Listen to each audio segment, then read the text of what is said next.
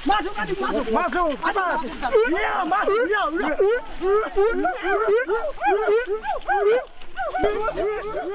Kayu besi rawa sepanjang 17 meter ini disiapkan untuk membuat salib.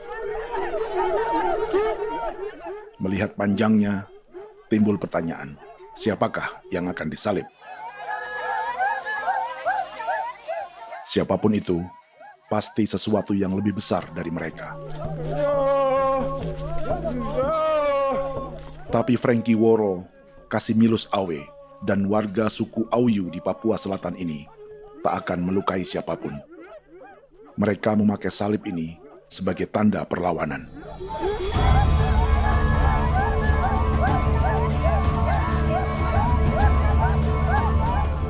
Yang mereka lawan memang lebih besar,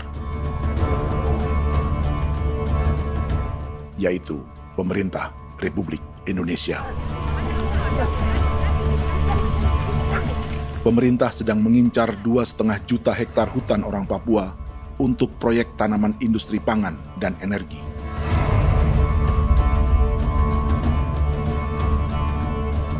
Ratusan kilometer dari salib orang-orang Auyu itu, orang Muyu sedang menyiapkan gerakannya sendiri. Tapi kali ini dalam bentuk sebuah pesta. Pesta yang disiapkan oleh marga Kimco Jinibju selama 10 tahun.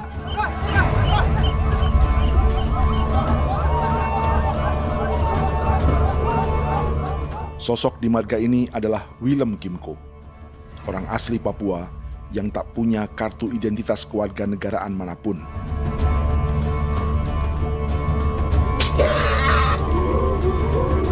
Pesta adat ini sudah cukup langka. Tak hanya di Papua, bahkan di kawasan Pasifik dan peradaban Melanesia. Awalnya bayarnya kalau pernah. Internet hati kau dekere bipnuka, dan jitana ya kati kau pernah barandipo. Kau memang ambilnya kau kuning. Ada gagasan dan gerakan sosial di balik pesta orang-orang Muyu ini.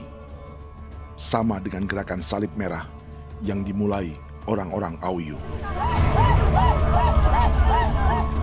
Salib ini akan menjadi yang terbesar dari 1.800 salib merah yang telah ditancapkan berbagai suku di Papua Selatan dalam 10 tahun terakhir. Ribuan salib merah yang dipadukan dengan palang adat adalah tanda larangan yang menyatukan unsur-unsur adat dan agama. Kami percaya bahwa kalau memang kami sudah tidak mampu untuk menyelesaikan persoalan ini, dalam hal ini perusahaan tidak bisa masuk, berarti kami minta bantuan kepada nenek moyang dan Tuhan. Atribut perang orang Auyu ini diukir atau dilukis, digambar di batang salib ini dengan tujuan bahwa kami larang dengan sangat keras. Jadi apabila siapapun baik dari antara kita sendiri yang melanggar batas ataupun pihak lain yang mengganggu keselamatan hak tanah adat kami, maka kami siap untuk melakukan ancaman perang. Salib-salib ini tidak ditancapkan di halaman-halaman gereja, melainkan di tanah dan hutan adat, di dusun-dusun sagu, dan di tempat-tempat yang disakralkan. Sebab 1.800 palang adat dan salib ini memang bukan semata tentang agama, tapi untuk mencegah negara dan perusahaan memasuki tanah dan hutan adat mereka. Papua bukan tanah kosong.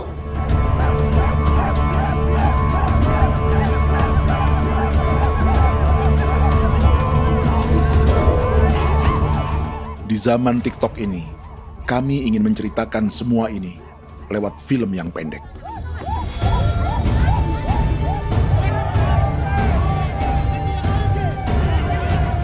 Tapi kami jelas gagal.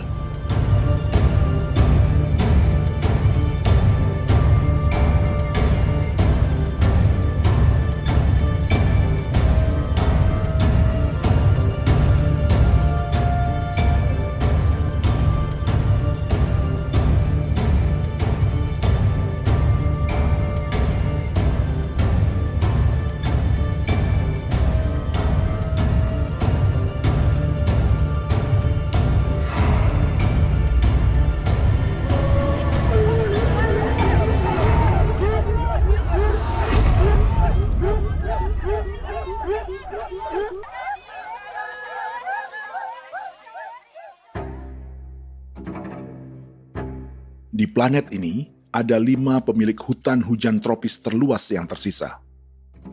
Kongo di Afrika, Brazil, Peru, Bolivia, dan Indonesia.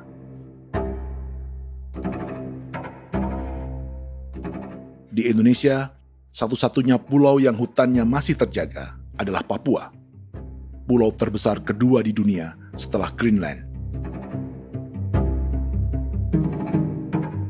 Lewat sejarah kolonialisme yang panjang, pulau ini kini dikuasai 2 negara. Bagian barat oleh Indonesia yang juga dikenal sebagai West Papua, dan bagian timur menjadi Papua Nugini. Dan tepat di perbatasan ini, di bagian Indonesia, sedang terjadi proyek pemusnahan hutan terbesar di dunia.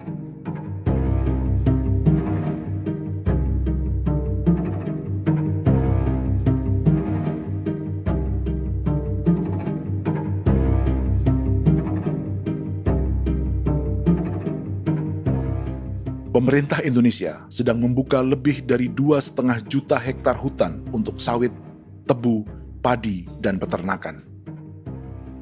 Ini disebut proyek strategis nasional untuk lumbung pangan dan energi yang jadi ambisi 3 presiden.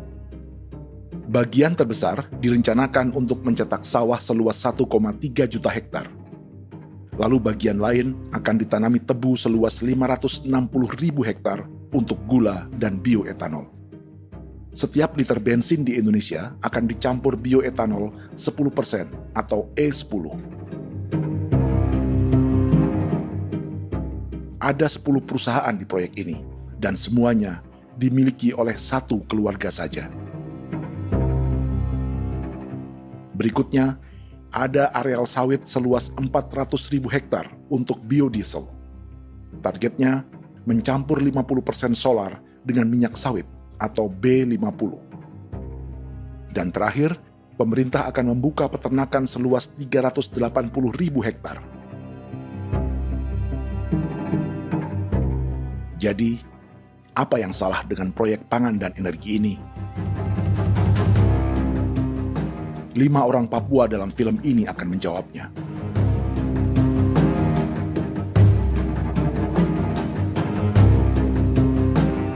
Yang pertama adalah Yasinta Moiwen dari suku Marin.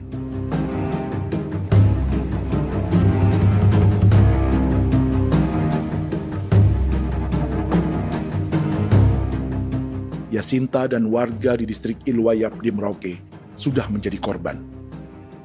Hutan dan rawa sebagai sumber pangan dan ekonominya telah dihancurkan. Jalan sepanjang 135 km sedang dibuat, dan di kiri kanannya akan dicetak 1 juta hektar sawah. Mereka sulit menolak atau melawan. Salib sudah digeser, masih datang lagi dengan senjata mereka nih. Karena proyek ini juga dijaga tentara. Macam-macam senjatanya.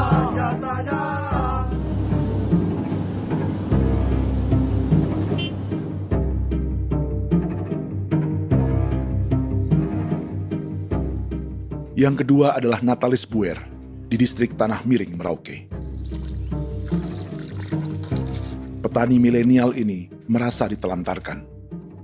Sebab setelah hutannya diubah menjadi sawah, sebagian sawah-sawah ini tak tergarap.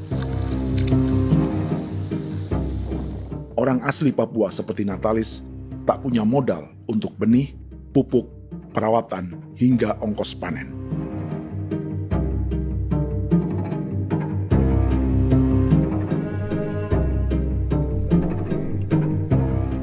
Orang ketiga adalah Vincent Kuipalo dari suku Yenan di distrik Jagebob, Merauke. Vincent dan suku Ye sedang menjadi korban. Hutan adat orang-orang Ye sedang dihancurkan untuk perkebunan tebu dan bioetanol. Tanah mereka juga diincar untuk markas-markas militer, pasukan yang akan menjaga proyek pangan dan energi ini.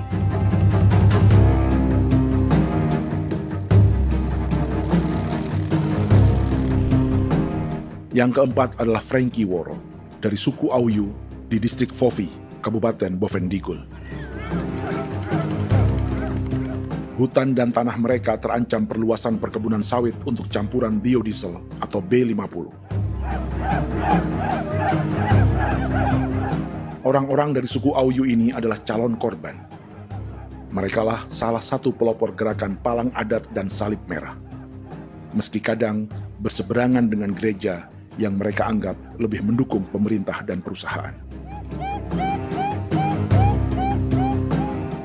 Mereka bahkan sedang merencanakan gerakan yang lebih besar, dengan salib yang lebih besar. Tanah milik Somu Sobisiba itu bahwa tanah ini diciptakan oleh Tuhan dan memberikan warisan kepada kami. Kami ini hanya hak jaga.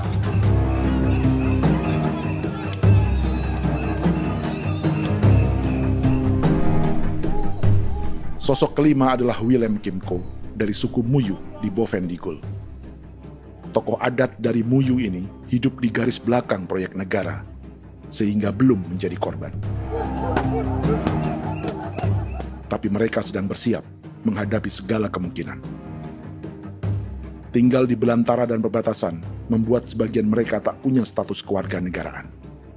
Tapi mereka telah hidup jauh sebelum ada Indonesia atau Papua Nugini.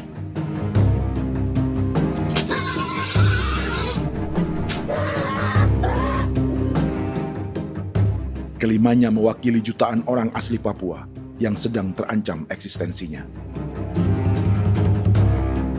Jika kita merasa kepunahan peradaban Neanderthal di Eropa, Aztec dan Inca di Amerika, atau aborigin di Australia adalah sejarah masa lalu, film ini menceritakan bagaimana pemusnahan sebuah bangsa dan kepunahan sebuah peradaban sedang terjadi di masa hidup kita.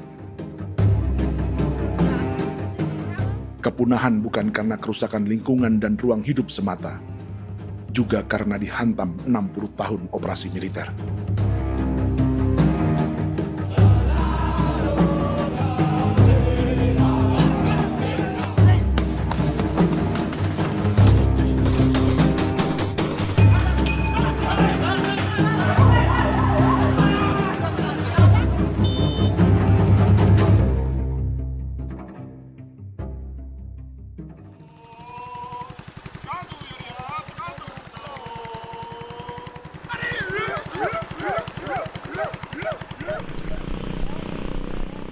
Frankie Woro dan orang-orang Auyu sedang berburu. Tapi lokasi perburuan mereka mulai dikuasai perusahaan perkebunan sawit.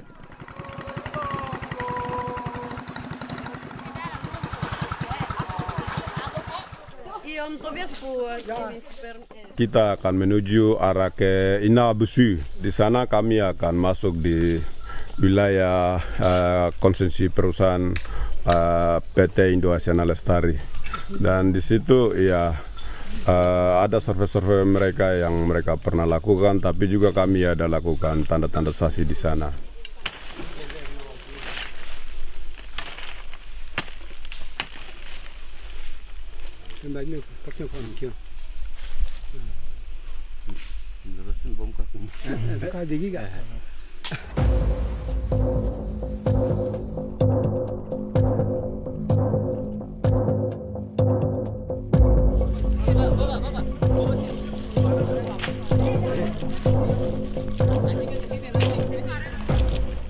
Dapat dengan yang induknya, tapi karena induknya dia lari dan terlambat kerja, akhirnya yang bisa kita dapat dia punya anak ini saja. Ini kalau pakai bahan kayak hasil.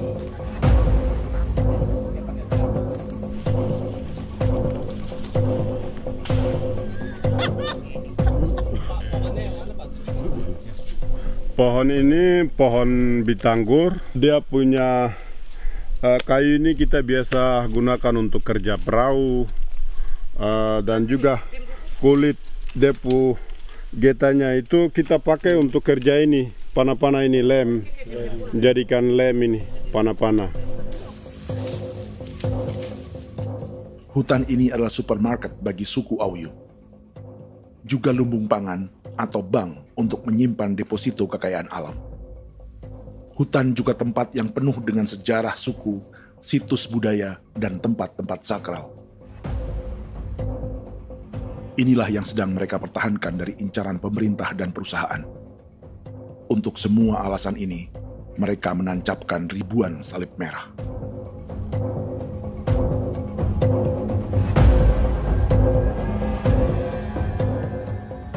Tapi dari kampung, warga suku Auyu memberi kabar pada Frankie tentang intimidasi oleh aparat negara agar mereka melepas tanah ke perusahaan sawit dan berhenti memasang palang adat dan salib merah. Ada beberapa titik yang saya sudah siap, tetapi di sini emergensi dari saya, terutama di Kampung Sokangon, PT Damai Timber. Dia mengganggu saya dengan menggunakan kekerasan maupun pihak hukum.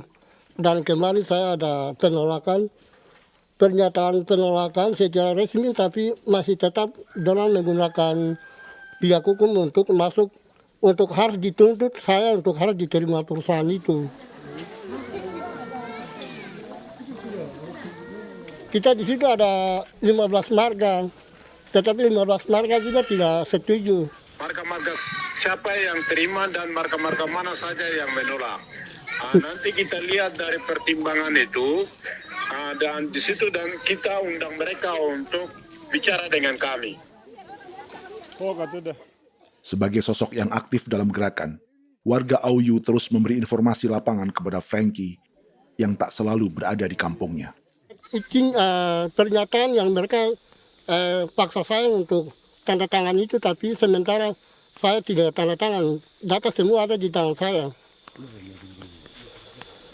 Ya.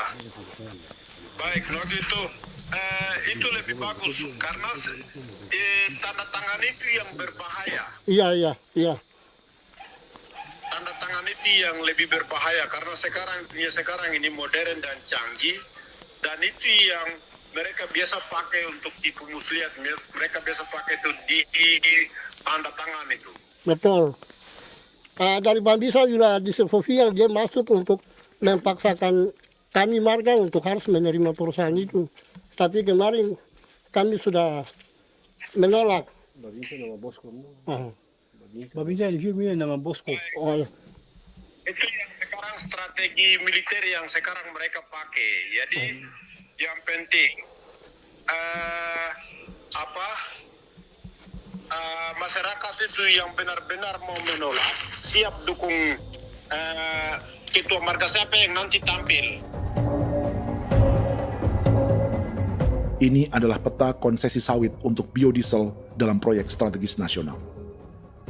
Dan di distrik Fofi inilah, orang-orang Auyu hidup dari sungai dan hutan. Tapi Frankie di Bovendigul masih lebih beruntung. Setidaknya dibandingkan Yasinta Moyen di Merauke yang sudah kehilangan hutan dan rawanya.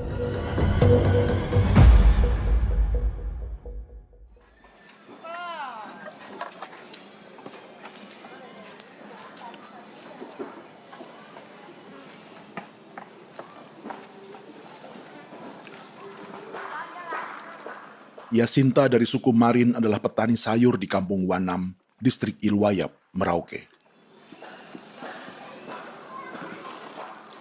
Memanfaatkan lahan yang ada, ia berkebun dan menjual hasilnya ke pasar kampung. Ini ekonomi warga di Wanam untuk menghasilkan uang, lalu memberi barang kebutuhan yang tak bisa mereka produksi sendiri. Tapi kehidupan sebenarnya ditopang oleh ekosistem hutan dan rawa. Inilah sumber pangan utama dan peradaban mereka.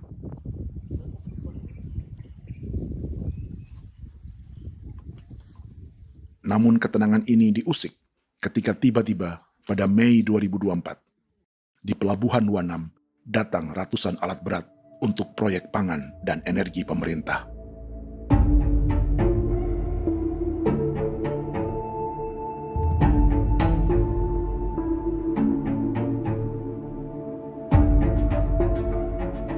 Kami masyarakat setempat kami tidak tahu. Kami kaget pagi-pagi kapal sudah ada di pelabuhan kami.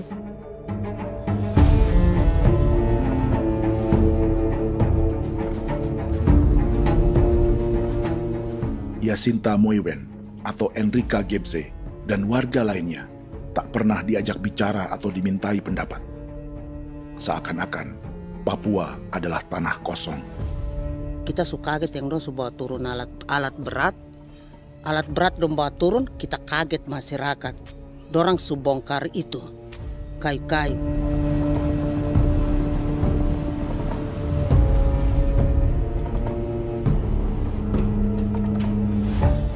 Bersamaan dengan alat-alat berat itu, juga berdatangan tentara Indonesia untuk mengawal proyek pembukaan hutan milik Jacinta.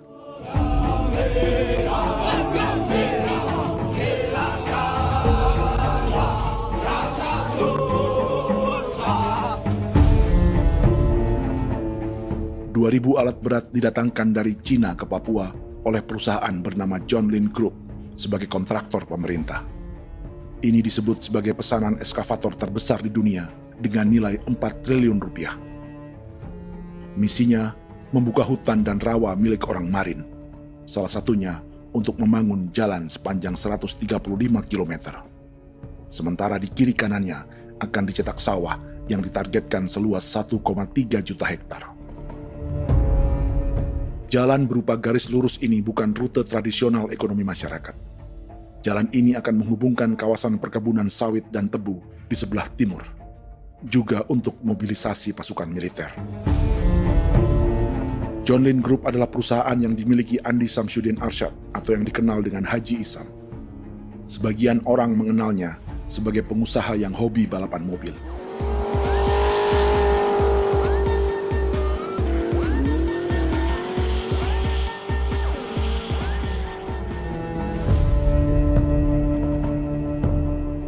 Tapi di Kalimantan, ia berbisnis batu bara, perkebunan sawit, pengolahan karet, penerbangan, perkapalan, dan biodiesel. John Lin Group kini juga menjadi pemilik perkebunan tebu dan pabrik gula terbesar di Indonesia. Sayapnya melebar dari Kalimantan hingga ke Bombana, Sulawesi Tenggara. Perkebunan tebu, pabrik gula, dan industri bioetanol inilah yang juga sedang dikembangkan di Papua. Foto ini adalah momen ketika Isam bersama kerabatnya, Menteri Pertanian Amran Sulaiman dan Menteri Pertahanan Syafri Samsudin meluncurkan program biodiesel atau B50 di Kalimantan Selatan. B50 artinya setiap 1 liter solar, 50%-nya akan dicampur minyak sawit. Perusahaannya, PT John Lin Agroraya, menjadi salah satu pemainnya.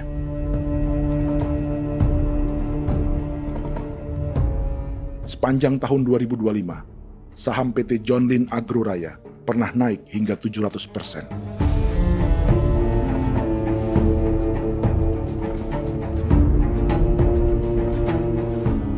Perusahaan sawitnya yang lain, PT Pradiksi Gunatama, sahamnya bahkan pernah naik 4.000% hanya dalam 1 tahun.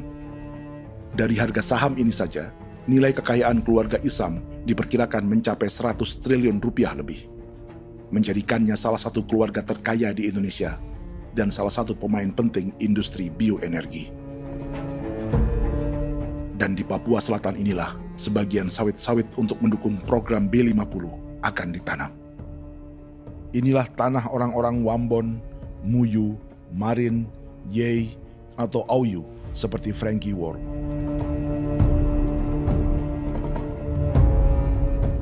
Haji Isam pernah menjadi tim kampanye nasional Presiden Joko Widodo dalam pemilu 2019 saat melawan Prabowo. Bintang Mahaputra Utama diberikan kepada Saudara Andi Syamsuddin Arsyad. Beliau berjasa luar biasa dalam mendorong pertumbuhan ekonomi daerah maupun nasional. Setelah menjadi presiden, Prabowo memberi gelar kehormatan Bintang Mahaputra Utama pada Isam.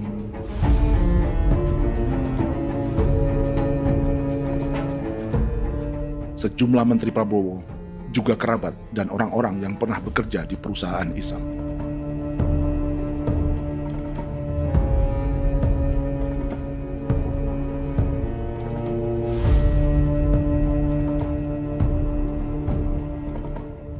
Lawan sebesar inilah yang sedang dihadapi Jacinta di kampung Wanam, Merauke. Atau petani perempuan lain seperti Enrika Gebze. Jadi alam kita ini sudah rusak. Jadi kita itu biasa jalan dari sini tuh harus pasang jerat di situ, harus cari makan di situ lagi. Itu tempat-tempat itu pasang-pasang jerat, tempat babi, rusa, sekarang sudah tidak ada lagi.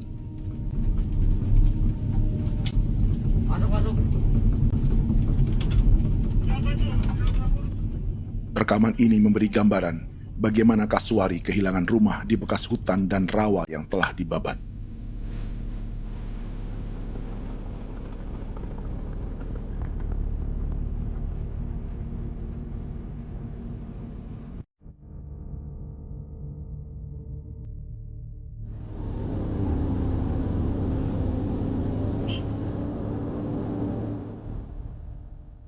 Keterlibatan tentara dalam proyek pangan dan energi di Papua memakai dalih bahwa ancaman terhadap negara kini tak hanya perang secara militer, tapi juga melalui pangan dan energi. Kementerian Pertahanan pun terlibat karena proyek ini dianggap operasi militer selain perang. Jadi tugas kamu adalah menjaga sumber cadangan pangan nasional. Macam-macam senjatanya, Proyek ini menambah panjang alasan mempertahankan kehadiran tentara di Papua dalam 60 tahun terakhir. Saat ini, jumlah tentara Indonesia di Papua mencapai 56.000 personel, atau ada 1 tentara untuk setiap 100 orang Papua. Bandingkan dengan rata-rata nasional, di mana hanya ada 1 tentara untuk 696 penduduk Indonesia. Itu belum termasuk polisi. Artinya, 1 orang Papua dijaga lebih banyak senjata dari rata-rata penduduk Indonesia. Tanah dan hutan diambil secara sepihak untuk kepentingan pembangunan batalion dan bandar antariksa. Ini bentuk perampasan masyarakat. Penolakan kehadiran markas-markas militer terjadi di sejumlah tempat di Papua. Tak hanya karena trauma dan ketakutan, juga karena mengambil tanah-tanah adat.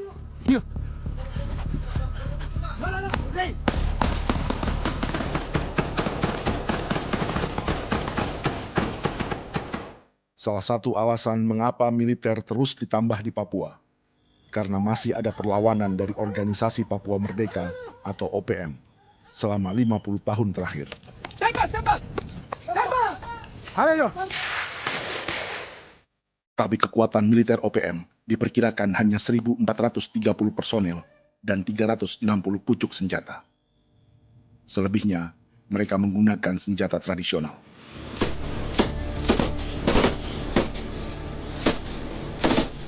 Dengan demikian, kekuatan tentara dan polisi di Papua 58 kali lebih besar dari gerilyawan Organisasi Papua Merdeka.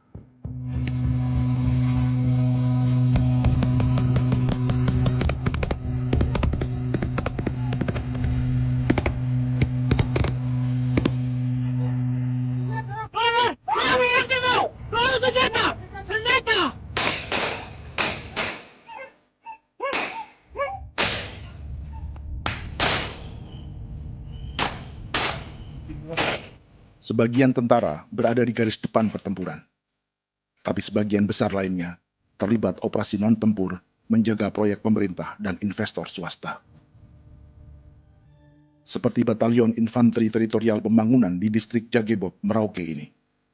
Lokasinya bersebelahan dengan konsesi lahan tebu untuk gula dan bioetanol milik PT Murni Nusantara Mandiri. Baik perusahaan maupun markas militer, keduanya mengambil hutan milik suku Ye dari marga Kuipalo. Tapi orang datang tanam ini saja di sini, tanam papan nama ini. Victor Kuipalo menunjukkan apa yang terjadi. Jadi kita juga kaget ini. Nah, kalau ini papan nama ini memang ini papan nama ditanam tapi bukan haknya mereka yang ini. Ini hak kami di sini, hak dusun kami, marga Kuipalo yang punya hak dusun ini.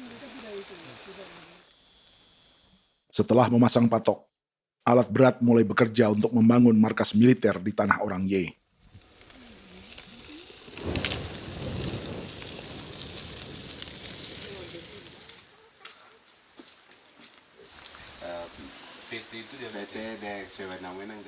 Kehadiran markas militer mengkhawatirkan warga yang pernah mengalami trauma. Takut kenapa? Kalau macam yang awal macam sekarang bu kampung hidup ini kan aman. Terus kenapa harus didirikan korem di sini? Bukankah dengan adanya Korem semakin aman ada tentara di sini?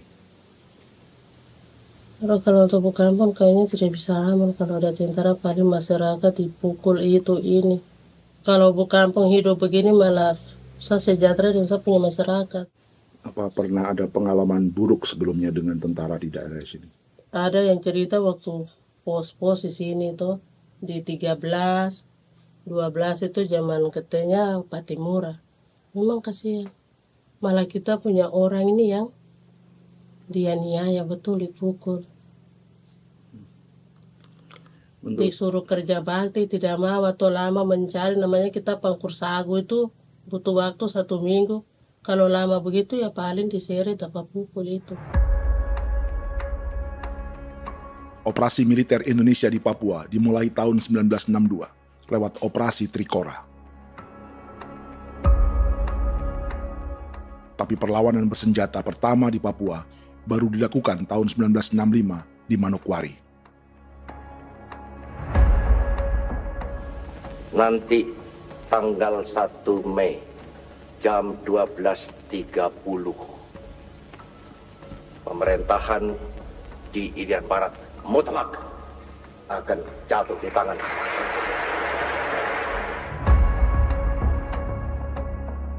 Sejak itu, selama 60 tahun, operasi militer untuk menaklukkan Papua terus dilakukan. Salah satu operasi militer paling berdarah adalah Operasi Wibawa untuk memenangkan Indonesia dalam jajak pendapat tahun 1969. 643 orang tewas di Paniai. Lalu disusul 4.146 korban tewas antara tahun 1977 hingga 1978.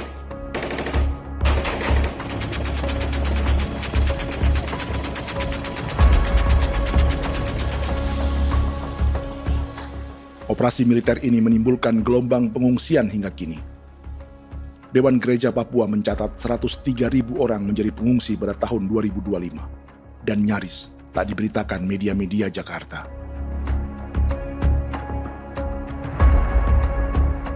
Jumlah pengungsi terbesar tercatat di Nduga yang mencapai 20.000 jiwa. Banyak di antaranya yang sedang hamil, seperti Jubiana, salah satu pengungsi Nduga. O tagarik mesikagi be muguruk berselari di namen wane gosel bigari me egirik menene an nimbo mesle bok selar nene wam dak yak lek prak de oy gore bangal no so ndak lo yo nandam yanet ndang no yat de nanen di ko nerwa membri wal marwa egirik mener wa tri bel no semana o ngal siya kaya ber kumbik nyak masla ore na me wo gosuluk ri namen wani go semane kuman nak wani wani ndemo golok ndak mesri namen bre golok wanak no semana ne nebe minit waru ra kana bi nindige war de mino pragit de laina bulan Maret April yana mana kantan barak na lire na bam ne Jubiana lalu menamai anaknya Pengungsi Kogoya. Selain Jubiana, juga ada Emma dari Maibrat yang melahirkan di hutan. Sampai di kampung gini, katanya bilang ada tentara yang bangun jembatan. Nah, capek itu juga pun masih tahan. Kembali lagi ke hutan lagi. Seperti itu sampai saya jatuh di tengah jalan. Orang sampai terbanting di kayu semuanya. Berasa sakit begitu. Melengkapnya tuh Domika Serli, pengungsi Wako.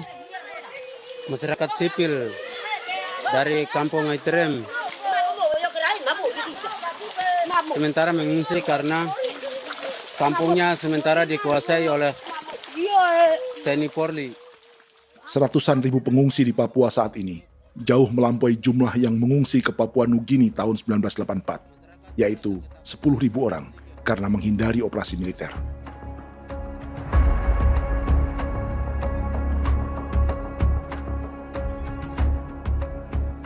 Bersamaan dengan operasi militer, eksploitasi sumber daya alam Papua juga dilakukan sejak masuknya tambang emas dan tembaga Freeport pada tahun 1967.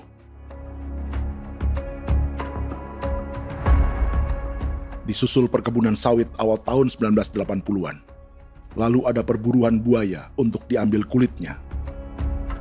Sebelumnya, ada eksploitasi gas alam di Teluk Bintuni, pencarian besar-besaran kayu gaharu, atau pembukaan hutan tanaman industri. Ini belum termasuk perburuan dan perdagangan ikan arwana di selatan Papua, penebangan kayu merbau dari hutan-hutan Jayapura, emas di Blok Wabu Intan Jaya, bahkan nikel di pulau-pulau kecil Raja Ampat. Dan kini, dalam skala yang belum pernah terjadi dalam sejarah, Papua dipaksa mencetak sawah, tebu untuk bioetanol, dan sawit untuk biodiesel.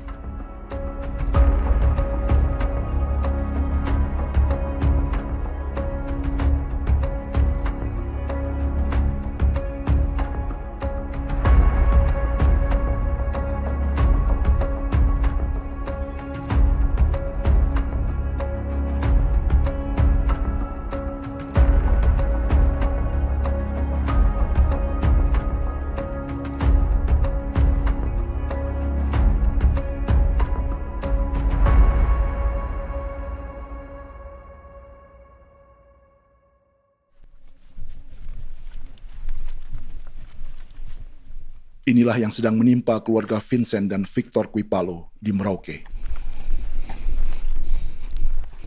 Hutan mereka diambil untuk markas militer dan industri perkebunan, PT Murni Nusantara Mandiri. 1 dari 10 perusahaan yang diberi konsesi untuk menanam tebu dan memproduksi gula serta bioetanol seluas 52.000 hektar.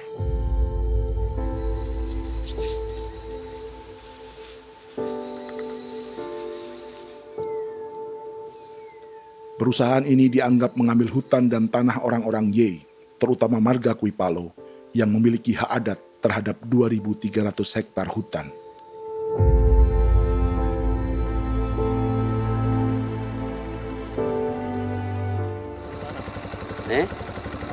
Tentara?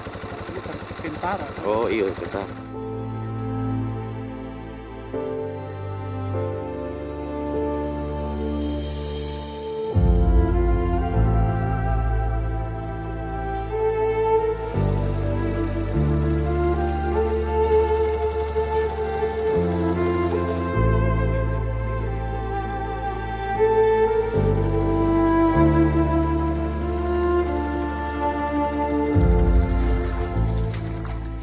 Keluarga Kuipalo sedang melihat apakah perusahaan semakin mengancam tanah mereka.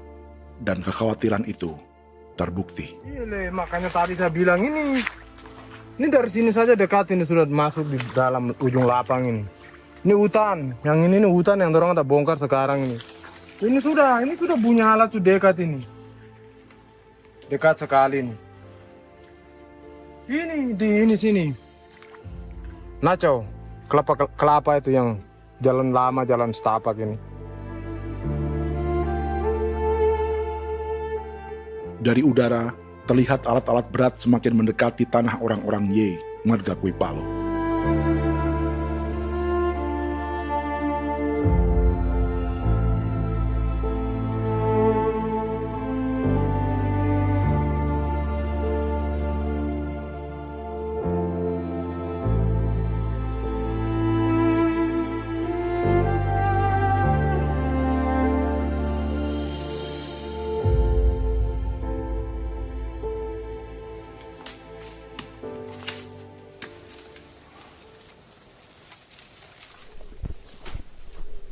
Keesokan harinya, Victor dan kerabatnya memberi tanda cat merah di pohon-pohon yang berada di batas tanah mereka.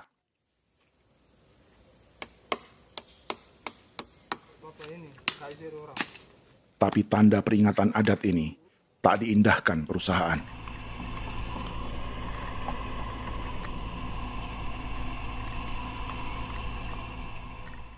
Dua bulan kemudian, perusahaan tetap memasuki tanah marga Kuipalo.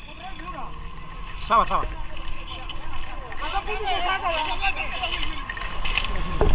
manusia, kau lihat. Tapi tidak sudah sakit hati sekali saya katakan tadi. Ini sama baik kalau tak pikiran berubah lagi ada. Kami juga punya tangan, hanya beda rambut. Mister itu juga. Woi, buka. Tidak.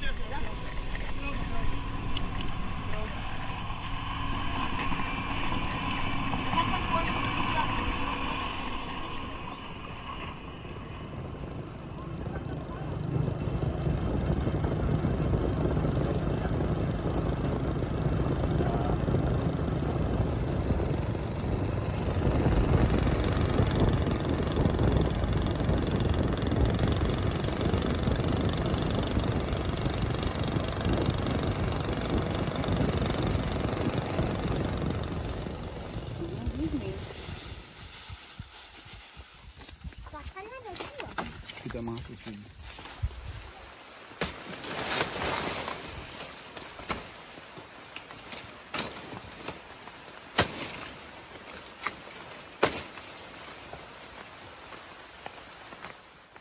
Jadi ya untuk itu seperti saya katakan tadi, apakah lebih baik kita tidak usah ada kah atau bagaimana, kita pisahkan,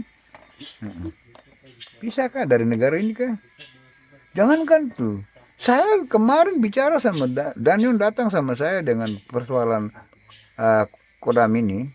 Saya bilang Pak Daniel, kalau lebih baik saya ngungsi ke Papua Nugini. Dia bilang, aduh Bapak jangan begitu. Ya memang, kalau tidak bisa menghargai kami, lebih baik pilihan yang itu yang saya memilih. Lebih baik saya pindah dari sini. Saya mengungsi ke Papua Nugini, di negara tetangga.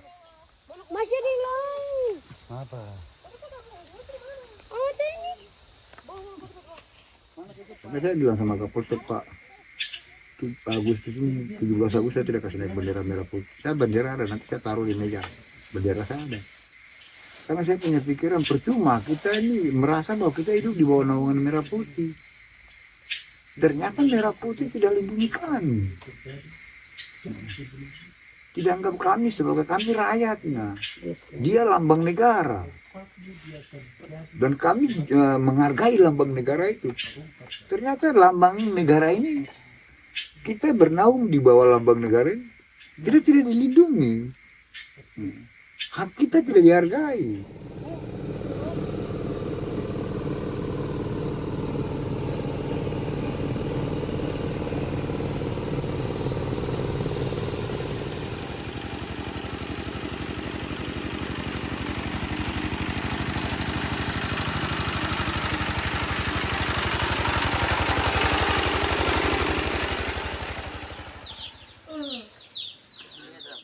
Marga Kuipalo dari suku Ye terus mendapat teror dan intimidasi agar melepas tanah mereka yang hanya dihargai Rp300.000 per hektar. Tapi mereka tidak berjualan tanah. Makanya mama itu tidak suka untuk lepas tanah. Untuk apa? Baru di dalam hutan itu ada obat-obat tradisi. Itu sudah Kalau macam ada sayur juga, kita ambil sayur yang dia tumbuh sendiri. Jadi kita ini mau kemana, kalau itu sudah digusur, ya habis. Kita ini jadi penonton. Jangan sampai kita ini duduk minta di jalan. Jadi kita tidak mau seperti itu. Makanya tanah itu kita tidak melepas. Tapi mungkin orang lain tuh dia senang saja. Lebih baik saya pegang uang merah dulu. Saya bisa beli-beli itu ini. Nanti datang uang sudah habis, gembel, mau cari kemana lagi, hutan sudah habis, mau makan ikan di mana, kali sudah hancur.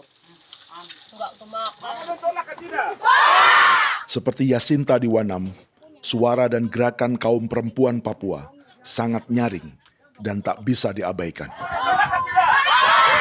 Saya sebagai perempuan tolak untuk perusahaan masuk di sini. Karena kalau saya terima anak-anak saya mau dikemanakan, mau tinggal di mana. Apapun yang terjadi saya tetap tolak. Demi tanah ini saya akan berjuang, demi saya punya anak-anak. Yang katanya mengutamakan anak Papua, nyatanya yang kerja kebanyakan ya orang-orang Jawa. Dan sendiri orang Jawa, tapi bukan mau bicara yang tidak-tidak. Memang kenyataannya seperti orang-orang Papua itu diterbelakangkan, kurang diutamakan, gitu.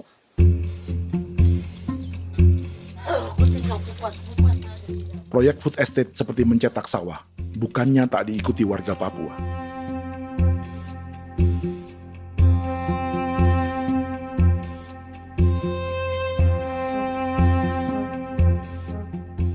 Salah satunya Natalis Buer di distrik Tanah Miring, Merauke.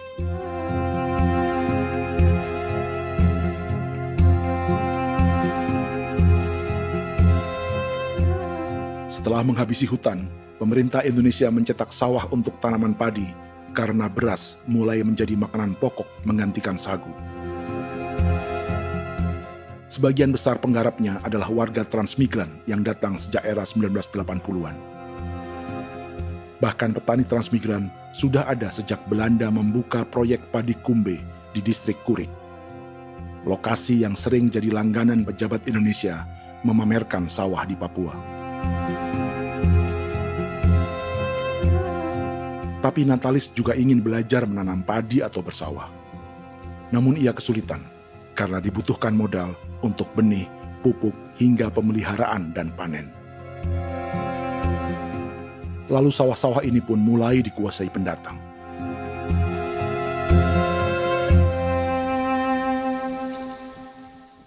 Tapi sejauh ini di kampung kami ini yang saya lihat memang ada kelompok kami punya di sini yang sudah tergabung dalam Gapoktan, kemudian masuk dalam optimalisasi lahan.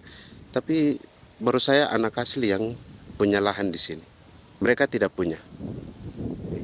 Pemerintah dalam hal ini adalah Kementerian Pertanian bersama-sama Kementerian Pertahanan yang dalam hal ini pada garis di bawahnya adalah TNI Angkatan Darat, memberikan support yang maksimal kepada masyarakat khususnya di Merauke dalam rangka. Saya kemarin habis 9 juta. 9 juta ya? Iya, 9 juta karena dia sudah tidak dipakai toh. Ya. Perempuan Papua seperti Filomena juga mau bertani. Pemerintah memberi bantuan Rp900.000 per hektar lewat program optimalisasi lahan atau OPLAH. Tapi dibanding biaya produksi dan harga jual gabah, Filomena mengaku berkali-kali rugi dan kini memutuskan tak lagi menggarap sawahnya. Terus kita harus cari uang untuk kombe. Betul. Karung kita beli. Karung beri sendiri lagi. Tenda kita beli. Ini dari yang offline ini don tidak siapkan. Tidak ada. Tidak ada ya, jadi mama don sendiri. Itu yang saya udah bilang, 900.000. Itu modal untuk kerja sawah ini. Mulai dari kerja sampai nanti panen. Panen. Wih, ngeri sekali. Iya, lucu toh? Tidak dapat itu. Betul, Mam. Kalau disuruh tanam ubi berhektar-hektar, mari datang. Kita tahu cara rawatnya bagaimana, iya. Tanamnya bagaimana, tanam model bagaimana supaya hasilnya model begitu. Kita tahu. Kalau yang ini kan kita baru belajar. Sebagian hutan milik warga Senayu di Merauke sudah dibuka untuk sawah dan kebun tebu oleh PT Global Papua Abadi. Proyek pertanian ini dikerjakan oleh Kodim Merauke. Mereka melepas sebagian tanah karena ingin belajar bertani. Saya punya nenek moyang tidak ajar saya tanam padi. Tapi saya mau berubah. Generasi saya yang berikut ini besok lusa tidak bisa makan pisang, sagu. Namun program optimalisasi lahan yang dijanjikan dengan berbagai bantuan tak dirasakan Filomena. Obat rumput beli, obat padi beli, jonder kita bayar, bahkan bibit masih kurang, cari bibit lagi beli. Jadi saya memang kalau program pemerintah saya sama sekali saya tidak suka. Baku tipu saya.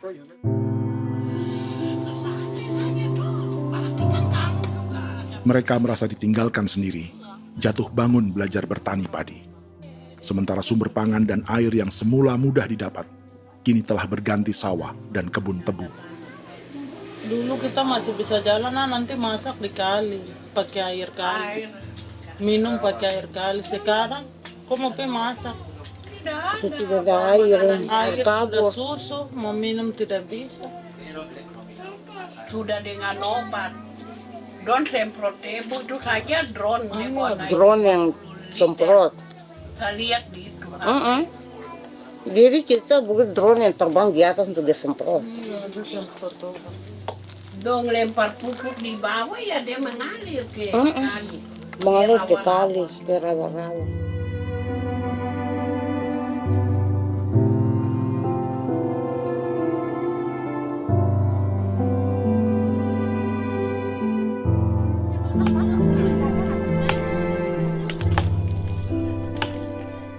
Seperti pertanian sawah bagi orang Bali atau Toraja, Bagi orang Auyu dan suku-suku lainnya di Papua Selatan, sagu juga bukan semata tentang pangan.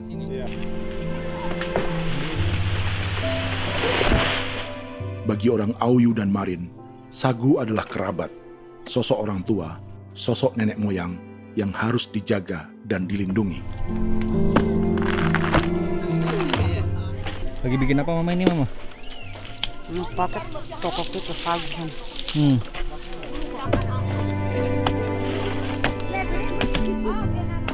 Kami diingatkan oleh leluhur, sagu itu tidak boleh digusur dan tidak boleh diganggu dengan cara apapun, dan di dalam rangka kepentingan apapun tidak boleh. Kamu harus bela, bahkan sampai nyawa pun harus menjadi taruhan demi membela keselamatan keberadaan sagu di atas tanah ini.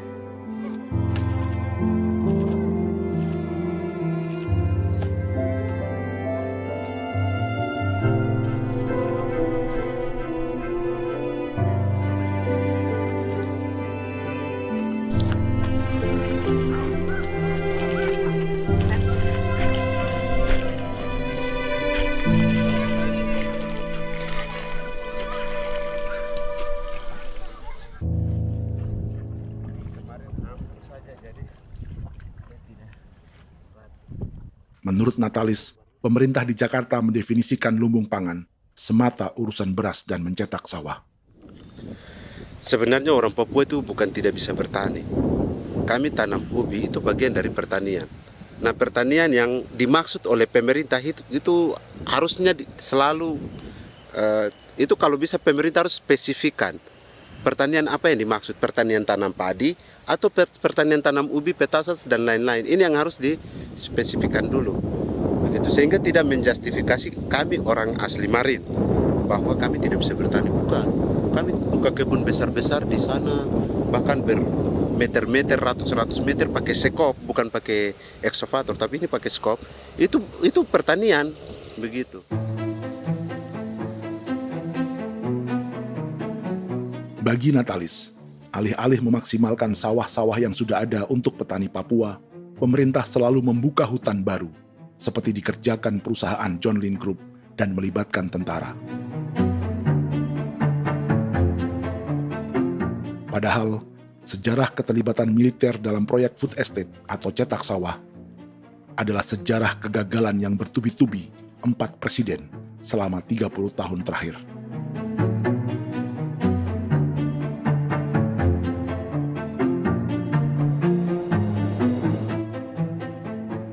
Papua bukan yang pertama menjadi proyek lumbung pangan yang melibatkan tentara. Kalimantan telah menjadi korban 30 tahun sebelumnya.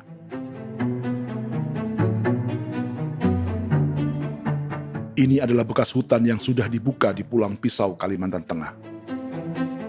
Tahun 1996, di era Presiden Jenderal Soeharto, ia menghabisi 1 juta hutan di lahan gambut untuk mencetak sawah demi memenuhi ambisi swasembada beras, bukan swasembada pangan. Hutan tropis Kalimantan dihabisi dalam skala yang belum pernah terjadi dalam sejarah. Di bawah rezim militeristik, tak ada yang berani melawan keinginan Soeharto, termasuk orang Dayak seperti Kuneng. Nggak bisa dihalangi itu. Nggak boleh dihalangi. Ya kalau ada kata-kata aja menghalangi, sudah kita diseret ke kepolisian dulu. Atau bisa langsung di PKI-kan. Iya, di PKI-kan gitulah. Jadi kita tuh nggak berani apa-apa dulu tuh. Ya. Apa maunya aja. Misal bilangnya A.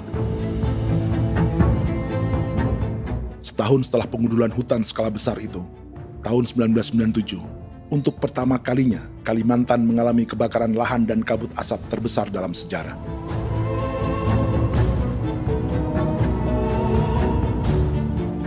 Sebagai ilustrasi, ini kondisi kabut asap tahun 2015.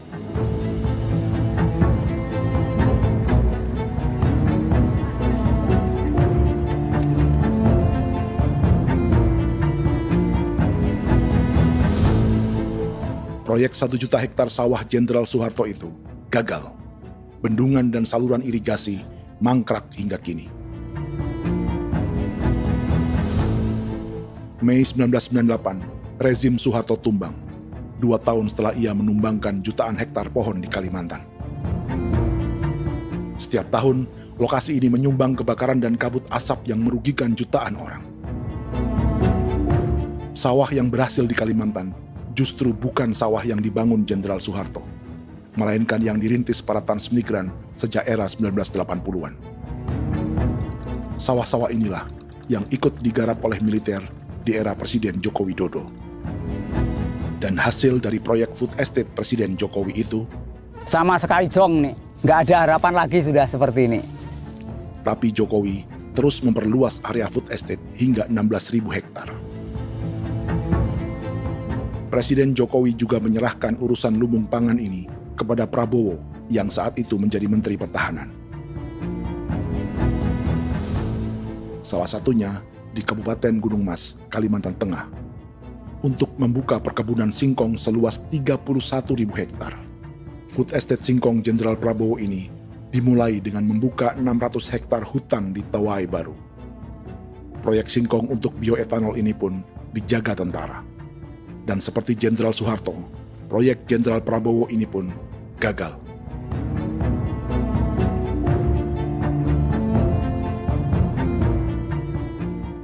Dengan reputasi ini, Joko Widodo dan Prabowo justru sedang membuka 2,5 juta hektar di Papua.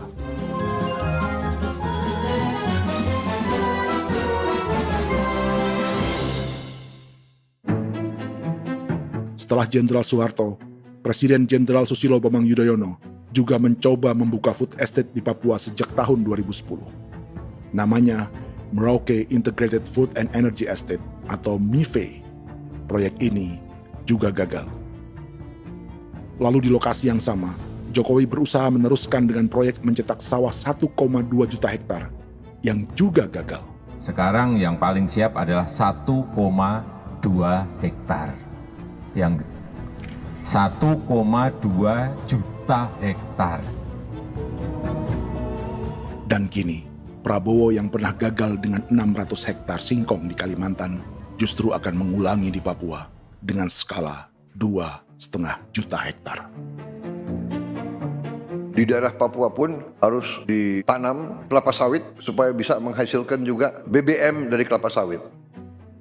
Dalam setiap proyek pangan dan energi di Papua, yang lebih menonjol bukan tanaman pangannya, melainkan untuk energi atau bahan bakarnya. Sawit untuk biodiesel dan tebu untuk industri bioetanol. Ada 10 perusahaan yang diberi konsesi hingga 0,5 juta hektar untuk tebu. Dan 10 perusahaan itu dimiliki oleh 1 keluarga saja.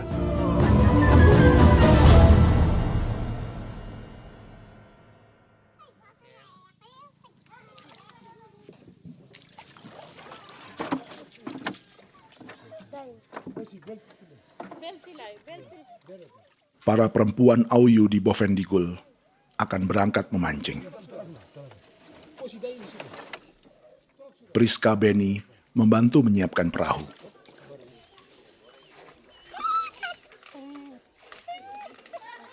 Mereka akan mengumpulkan bahan pangan di hutan untuk persiapan acara penancapan salib merah berikutnya.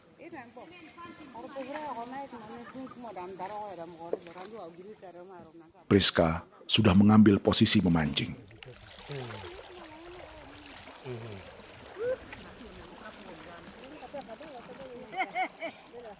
1.800 salib merah telah dipasang di wilayah adat berbagai suku di Papua Selatan untuk menghalau perusahaan sawit dan tebu.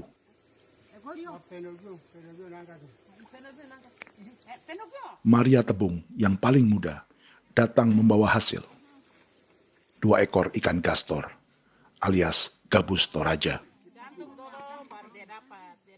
Sebagai generasi Z, pendidikannya sampai sekolah dasar. Di perusahaan perkebunan seperti sawit atau tebu, ijazah SD hanya bisa menjadi buruh kasar. Tapi ia tak tertarik.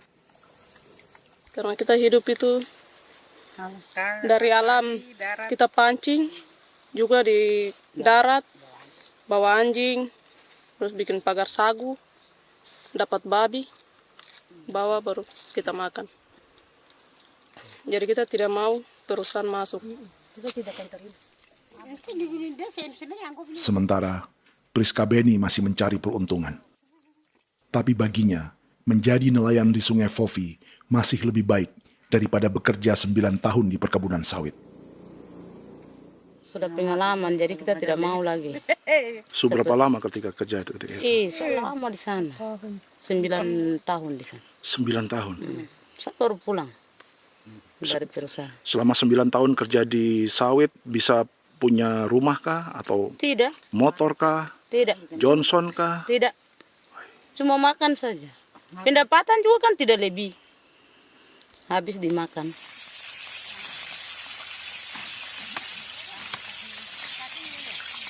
Satu minggu libur berapa hari? Tidak libur. Minggu tetap kerja? Tetap kerja. Tidak bisa ke gereja? Hari Minggu kerja. Hari Minggu juga kerja. Dia tidak mengenal agama perusahaan itu. Di grup perusahaan sawit Korindo, Priska digaji 2 juta rupiah per bulan dan tinggal di mes karyawan. Tapi gaji itu dipotong bahan makanan atau BAMA rata-rata 1 juta rupiah setiap bulan. Korindo adalah grup perusahaan yang salah satu usahanya adalah hutan tanaman industri dan sawit di Bovendigul dan Merauke. Di Papua, mereka memakai bendera PT Tunas Sarwa Ema. Perusahaan ini pernah memberi bantuan pada Keuskupan Agung Merauke.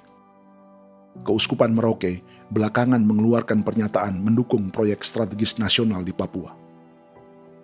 Umat Katolik yang memprotes sikap gereja tersebut ditangkap polisi. Jadi selama 9 tahun tidak bisa nabung? Tidak. Makan saja. Makan saja. Makan saja. Menabung bagaimana? Keperluan banyak. Sudah sampai. Habis di anak-anak uang sekolah. Uang 1 juta itu mana sampai. Mau nabung juga tidak cukup. Sudah pengalaman, jadi kalau di sini perusahaan mau masuk tidak.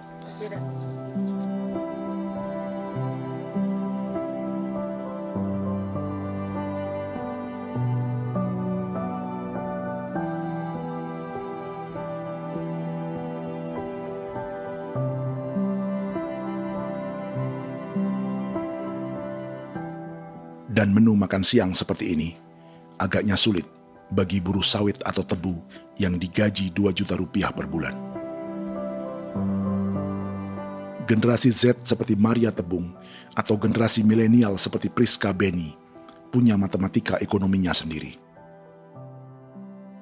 Sawit untuk biodiesel atau tebu untuk bioetanol tak akan ada bedanya bagi mereka.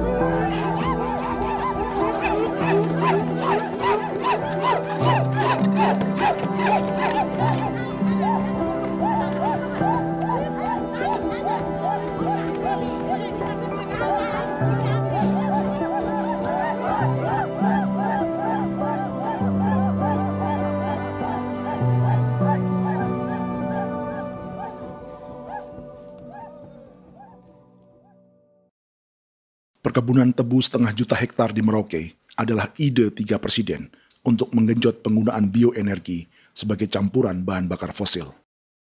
Selain swasembada pangan, swasembada energi di daerah Papua pun harus ditanam kelapa sawit supaya bisa menghasilkan juga BBM dari kelapa sawit. Juga tebu menghasilkan etanol. Singkong, kasava juga untuk menghasilkan etanol. Bioetanol adalah bahan bakar nabati atau tumbuhan yang dapat dicampur dengan bensin. Sama dengan program biodiesel yang mencampur solar dengan minyak sawit. Pertamina saat ini sudah menjual BBM bioetanol dengan campuran 5% yang dipasarkan dengan merek Pertamax Green 95. Tapi pemerintah ingin menaikkan kadarnya menjadi 10% atau E10. Maka ke depan kita akan mendorong untuk ada E10. Kemarin malam sudah kami rapat dengan Bapak Presiden. Bapak Presiden sudah menyetujui untuk direncanakan mandatori 10% etanol. Idenya untuk mengurangi ketergantungan pada bahan bakar fosil yang diimpor dan menimbulkan polusi.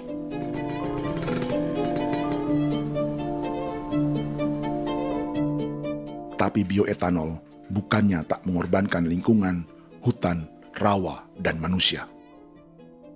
Karena program E10 membutuhkan 7,3 miliar liter bioetanol, maka lahan yang dibuka untuk menanam tebu bisa mencapai 1,3 juta hektar. Sementara saat ini, luas perkebunan tebu di Indonesia hanya 500 sampai 600 ribu hektar. Artinya, butuh lahan baru hingga 800 ribu hektar untuk menanam tebu. Dan 500 ribu hektar diantaranya sedang dibuka di Papua. Hutan yang tadinya untuk menumbuhkan pangan, berubah jadi tanaman untuk bahan bakar di jalanan.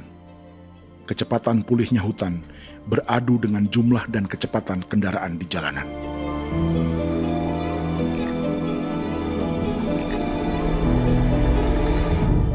Dahaga terhadap energi tak pernah bisa dipuaskan. Setelah minyak sawit untuk biodiesel, dunia kini merambah singkong, jagung, dan tebu untuk bioetanol. Benua Amerika, Eropa, sebagian Afrika, hingga separuh Asia kini mulai memakai bioetanol sebagai campuran bahan bakar.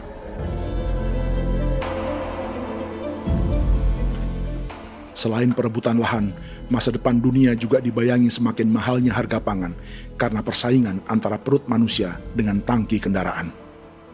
Ini adalah lokasi perkebunan tebu dan bioetanol PT Murni Nusantara Mandiri yang mengancam tanah Vincent Quipalo dan orang-orang Ye di Merauke. Beberapa kilometer di selatan adalah PT Global Papua Abadi yang mengancam tanah orang-orang Muyu dan Marin. Dua perusahaan ini adalah bagian dari 10 perusahaan yang mendapat konsesi lahan untuk tebu dan bioetanol di Merauke. Batas konsesi mereka bahkan sama dengan batas negara Indonesia dengan Papua Nugini. Salah satu ciri bahwa peta konsesi ini dibuat di Jakarta dari atas meja. Sama seperti kolonial Inggris dan Belanda ketika mereka membagi Pulau Papua dengan garis lurus pada abad 19. Seakan Papua adalah tanah kosong.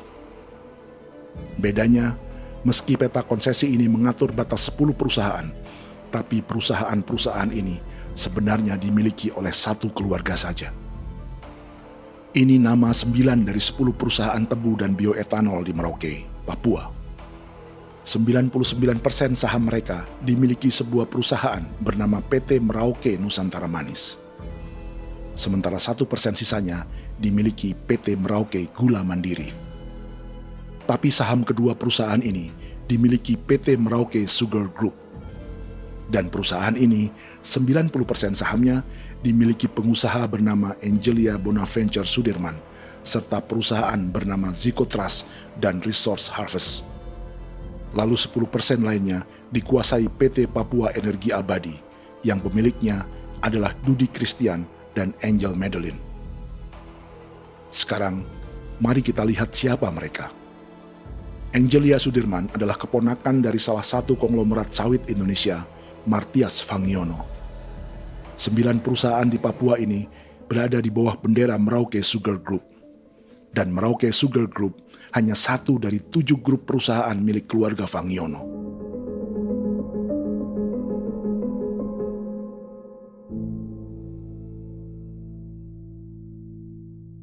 Ini Martias Fangiono. Seperti Haji Isam, Martias selama ini dikenal sebagai pengusaha sawit yang kini merambah bisnis tebu dan bioetanol. Ini momen saat penanaman perdana tebu di Merauke bersama Presiden Joko Widodo Juli 2024. Di sini juga ada anak Martias Fangiono, yaitu Wirastuti Fangiono. Wirastuti adalah salah satu yang menonjol dari keluarga Fangiono. Tahun 2025, Forbes mencatatnya sebagai konglomerat termuda dengan kekayaan 23 triliun rupiah yang mengendalikan 2 grup usaha, FAP Agri dan Surya Dumai Industri. Keduanya adalah perusahaan sawit dan biodiesel. Anak dan bapak ini adalah investor utama bagi Jokowi dan Prabowo untuk proyek tebu dan bioetanol di Papua. Sementara yang ini adalah Martua Sitorus, pemilik raksasa agribisnis dunia, Wilmar International, yang juga memegang konsesi sawit di Papua lewat berbagai perusahaan. Tapi Martua kini memakai bendera baru, yaitu KPN Corporation atau Karunia Prima Nastari. KPN inilah yang memiliki kelindan bisnis dengan keluarga Fangiono untuk proyek tebu Merauke. Apalagi grup Wilmar yang didirikannya juga pemain gula utama di Australia. Tahun 2010, Wilmar membeli 100% saham perusahaan gula terbesar Australia, Sucrogin. Akuisisi senilai 1,5 miliar dolar Amerika ini langsung menjadikan Wilmar pemain tebu terbesar kelima dunia. Sebagian bibit tebu yang ditanam di Merauke adalah varietas yang dikembangkan Lembaga Riset Gula Australia atau Sugar Research Australia. Sugar Research Australia lalu menjalin kontrak pengembangan bibit dengan PT Global Papua Abadi milik Fangiono. Tapi masalahnya, Sugar Research Australia adalah badan publik yang tugasnya memajukan petani tebu dan sebagian dananya berasal dari pajak warga Australia. Itu artinya, warga Australia membiayai pengembangan bibit tebu untuk investor dan pemerintah Indonesia. Dokumen ini menunjukkan bahwa lembaga yang dibiayai warga Australia itu pernah memiliki kontrak penyediaan bibit dengan PT Global Papua Abadi milik keluarga Fangiono. Kontrak itu baru berakhir pada November 2024. Artinya, saat Presiden Jokowi dan keluarga Fangiono menanam bibit tebu pada Juli 2024 ini, kontrak itu masih berlaku. Nama lain dalam keluarga ini adalah Siliandra Fangiono, yang pada tahun 2024 dijuluki Raja Sawit Termuda dengan kekayaan 39 triliun rupiah dalam catatan Forbes. Ia mengendalikan grup First Resources. Secara umum, keluarga Fangiono memiliki 20 perusahaan di Sumatera, 32 perusahaan di Kalimantan, 1 di Jakarta, 2 di Singapura, dan 25 perusahaan di Papua. Di Papua, perusahaannya tersebar dari Sorong, Mapi, hingga Merauke. Para politikus dan pejabat Indonesia terus membesarkan konglomerasi, meski Martias Fangiono pernah divonis 1,5 tahun penjara karena kasus pembalakan liar dan kebun sawit ilegal tahun 2007. Sementara tahun 2022, Wilmar terlibat kasus korupsi ekspor minyak sawit dan divonis mengembalikan kerugian negara 11,8 triliun rupiah. Tumpukan uang ini disebut sebagai pembayaran dari grup Wilmar yang diterima secara simbolis oleh Presiden Prabowo pada Juni 2025 lalu. Tapi peran raksasa biodiesel dan bioetanol dunia ini belum akan surut di Indonesia. Bahkan sebaliknya. Sebuah dokumen presentasi bisnis dari Wilmar International Limited pada tahun 2010 ini bisa menjadi petunjuk. Presentasi ini bagian dari proses pembelian 100% saham raksasa tebu Australia, Sucrogin. Dalam presentasi ini, Wilmar mengaku ditawari konsesi lahan 200.000 hektar di Papua, atau dulu disebut Irian Jaya, untuk menanam tebu. Dengan penerbangan hanya 2,5 jam dari kantor Sucrogin di kota Townsville ke Merauke, Wilmar akan mengawinkan bisnis gula dan bioetanolnya menjadi pemain dunia. Dan lokasi yang diincar oleh Wilmar adalah distrik Ilwayap di Merauke, kampung halaman Yasinta Moiwen. Dan persis disinilah, 14 tahun kemudian, ribuan eskavator John Lynn Group milik Haji Isam mulai membuka hutan sebagai kontraktor pemerintah. Presentasi dan gagasan ini dibuat oleh Wilmar pada Juli tahun 2010. Sebulan kemudian, Agustus 2010, pemerintah Presiden Susilo Bambang Yudhoyono meluncurkan proyek Lumbung Pangan dan Energi Merauke atau Merauke Integrated Food and Energy Estate. Targetnya membuka lahan 1 juta hektar dalam 5 klaster yang masing-masing 200.000 hektar. angka yang sama dengan presentasi Wilmar. 5 tahun kemudian, 2015, giliran Presiden Joko Widodo yang mau melanjutkan proyek pangan dan energi 1,2 juta hektar. Menjelang pensiun sebagai presiden, Jokowi kembali menggencarkan proyek ini dan melibatkan Prabowo sebagai Menteri Pertahanan. Jokowi lalu mendukung Prabowo sebagai presiden berpasangan dengan anaknya, Gibran Rakabuming Raka sebagai wakil presiden. Kini, setelah menjadi presiden, giliran Prabowo yang melanjutkan proyek bioetanol dan biodiesel dengan memobilisasi militer dan melibatkan pejabat-pejabat yang juga para elit partai koalisinya.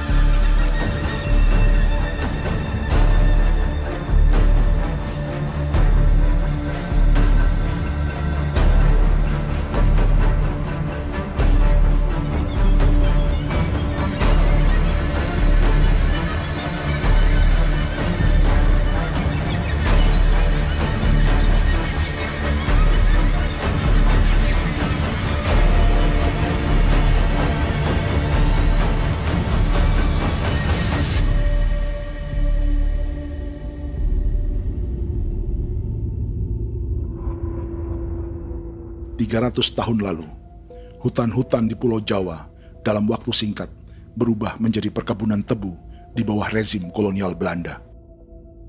Orang Jawa menjadi buruh dan petaninya dipaksa menanam tebu. Dari kolonialisme dan politik tanam paksa itu, Belanda memperkaya negara dan para investornya. Tak puas membuka hutan untuk perkebunan di Jawa dan Sumatera, kolonial Belanda menanam tebu hingga di Suriname dan mengerahkan ribuan orang Jawa sebagai buruh pada tahun 1890. Inggris yang sudah menguasai negara seluas India dan Papua Nugini pun masih menanam tebu jauh di tengah Samudra Pasifik, di tanah orang-orang Fiji. Lalu memindahkan puluhan ribu orang India menjadi buruh di sana. 200 tahun sebelumnya, ratusan ribu orang Afrika bahkan diperbudak untuk bekerja di perkebunan-perkebunan tebu Spanyol dari selatan Eropa hingga Karibia, Kuba, atau Jamaika.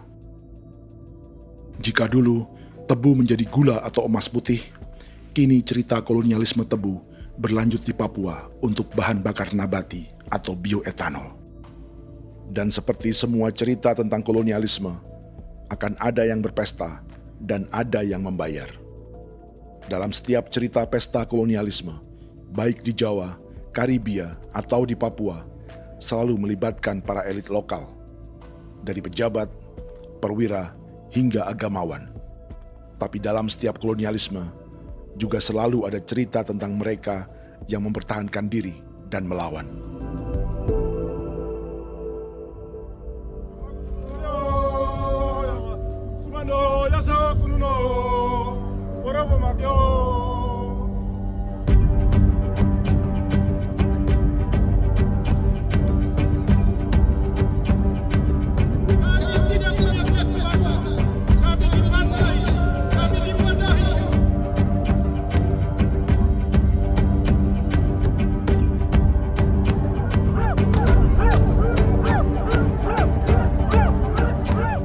Dalam sejarah Gereja Katolik banyak pemimpin-pemimpin yang adalah tanda petik itu adalah Judas-Judas juga. Jadi itu sudah pasti karena itu adalah manusia. Nah, satu sisi sebagai manusia dalam perjalanan digoda, apalagi ada dalam posisi-posisi jabatan ya mungkin banyak tawaran-tawaran lain, lalu disitulah terjadi pergeseran keberpihakannya kepada misi gereja tadi itu untuk umat, untuk mereka yang tertindas. Orang kirim eksavator, orang kirim tentara, orang kirim polisi. Pukul kami bukan pencuri, kami tidak pernah mencuri orang barang. Kami tidak pernah menangis ke orang lain. Kami tidak pernah menangis ke kita bapak mama, kami menangis kepadamu. Tuhan kami lemah. Mesti datang ada begitu. Dia kata begini hijau cikui ya. Orang datang ke bangsa kami, ke wilayah kami untuk kasih habis kami.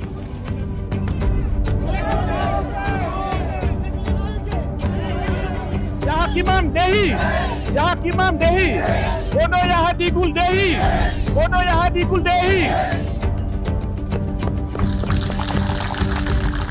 Kita buat sasi seperti begini untuk menolak perusahaan apapun yang masuk di tanah kami. Kalau kita kasih, kita bikin rusak sekarang, kita punya generasi berikutnya mau dapat kemana.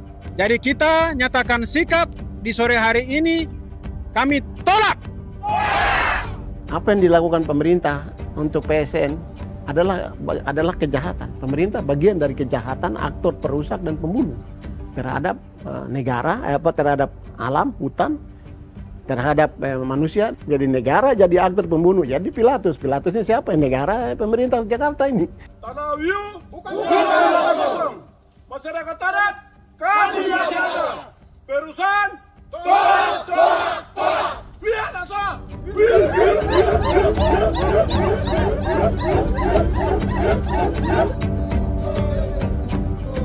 Jika tanah adat dan hutan adat hilang, kami mau hidup di mana? Maka di sini saya mau bilang, negara jangan tipu-tipu kami lagi.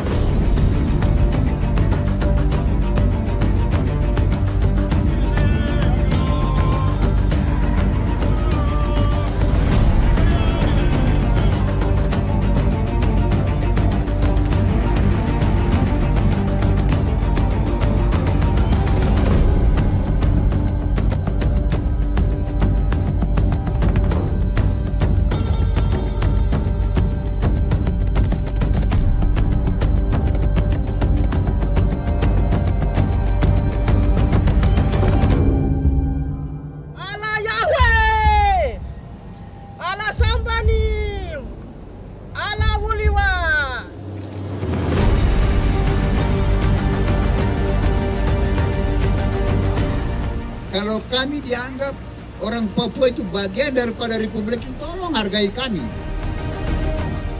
Dengan adanya PSN, PT, John Lindrup yang sudah menerobos tanah kami dan hutan kami, merusak alam kami. Itu yang kami datang ke Jakarta jauh-jauh dari Papua. Kami mau bersuara kepada Bapak Presiden Prabowo Subianto, di mana keadilan untuk masyarakat Papua.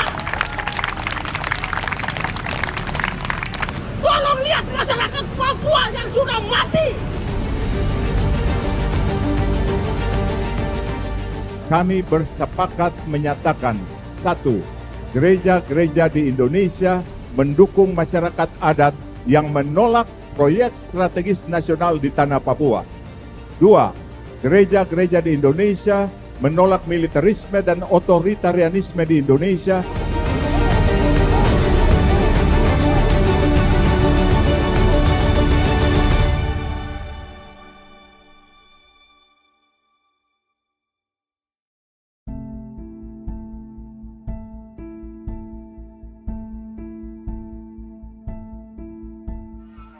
Kita sering merasa banyak hal buruk sudah jadi cerita sejarah. Dan kita sekarang hidup lebih baik, lebih beradab, atau mustahil melakukan kejahatan seperti di masa lalu. Kita tidak lagi menghukum mati orang dengan memenggal kepalanya. Kita menembaknya atau menyuntik racun agar tertidur dan mati. Tapi ada hal-hal yang tak berubah. Salah satu pembantaian yang kuat di ingatan kita adalah kejahatan Nazi atau genosida di Rwanda. Padahal pembantaian juga sedang terjadi di masa kita, seperti di Gaza, Palestina. Penghancuran sebuah peradaban seperti Indian di Amerika atau aborigin di Australia juga kita anggap masa lalu. Sekarang kita merasa lebih baik dan lebih toleran. Padahal proses penghancuran bahkan pemusnahan yang sama sedang terjadi terhadap bangsa Melanesia di Papua. Begitu juga dengan praktik kolonialisme. Kita merasa penjajahan seperti dilakukan Portugis, Inggris, atau Belanda sudah menjadi sejarah. Dan Indonesia tidak mungkin menjajah. Padahal itulah yang sedang terjadi dan dirasakan di Papua.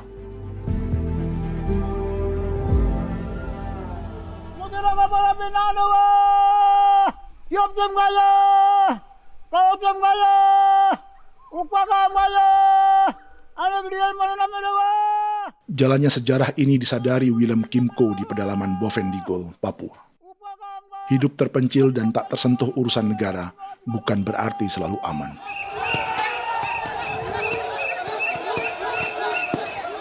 Untuk sampai di tempat ini, orang-orang Muyu menempuh 2 hari berjalan kaki mengarungi hutan, lembah, dan sungai. Termasuk mereka yang datang dari perbatasan Papua Nugini. Mereka berkumpul untuk memenuhi undangan pesta adat yang disebut Awon Atatbon atau pesta babi. Yang mengundang adalah marga Kimco Jinipjo. Yang dituakan di marga ini adalah Willem Kimco. Ia tak punya kartu tanda penduduk dan kewarganegaraan manapun, baik Indonesia atau Papua Nugini. Tahun 1984, 10.000 orang Papua, terutama suku Muyu, mengungsi ke Papua Nugini untuk menghindari operasi militer Indonesia, termasuk Willem Kimco.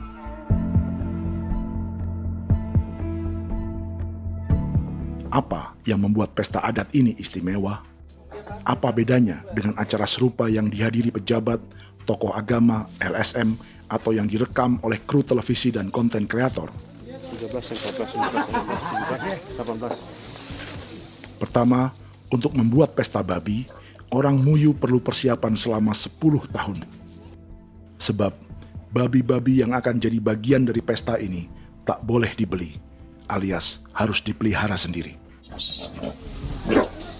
Babi-babi ini bukan bantuan pejabat pemerintah, gereja, atau LSM.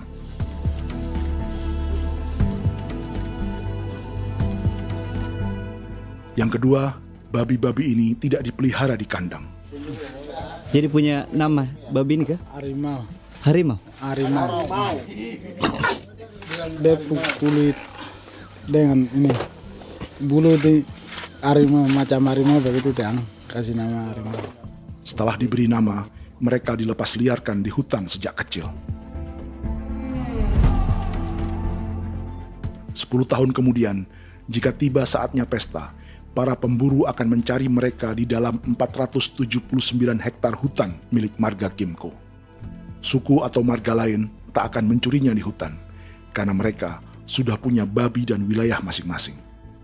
Itu artinya mereka harus tetap menjaga dan mempertahankan hutannya agar babi-babi bisa hidup. Demikian juga dengan lahan pangan mereka, yang menumbuhkan sagu, keladi, atau aneka sayuran.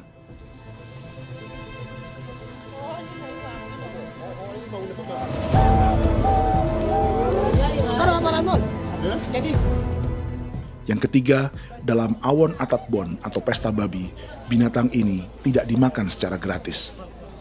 Setiap marga atau klan dalam suku Muyu akan membayar jerih payah tuan rumah menjaga hutan dan memelihara babi.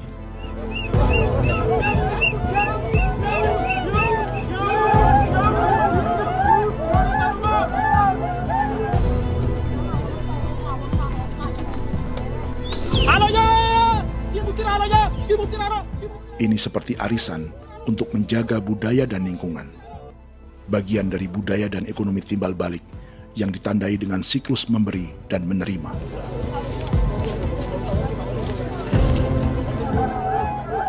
Ini juga cara orang Muyu membangun dan memperluas aliansi. Awon bet begul bet, ulan yau kandoet, asat bet anani, asat bet jenek liganani, oh ado amten anani, menini tene yage, kepo ke mau kau di mana, kepo ke mau mayat nih, kep tetek mau yang kep kan bet wini ke iftore wen, ne tene ya kadek nih, oke, kepo nanti kutu aku mau kepo ke pasar kutu orang nih. Kene man gini wane wanje. Koko kati bolon ya bengo. Koko kuning bolon ya. Jika Willem Kimco dan marganya bisa menjaga hutan dan wilayahnya, marga lain ikut diuntungkan sebagai sebuah ekosistem. Demikian juga sebaliknya. Alasan keempat, mengapa pesta babi ini memiliki tempat khusus dalam peradaban orang Muyu, karena Willem Kimco khawatir peradaban mereka akan punah, menyusul ancaman terhadap ekosistem dan hutan. Setiap marga atau klan harus mengkonsolidasi diri dan membangun aliansi.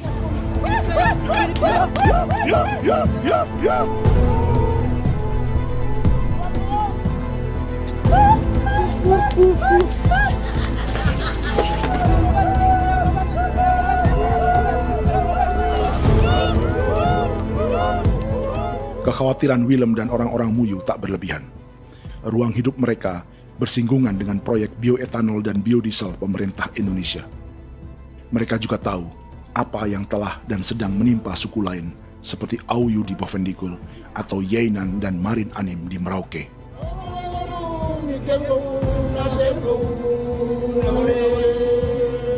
Jika suku-suku lain menggunakan palang adat dan salib merah sebagai gerakan perlawanan, orang-orang Muyu memakai pesta babi untuk mempersiapkan diri dan konsolidasi.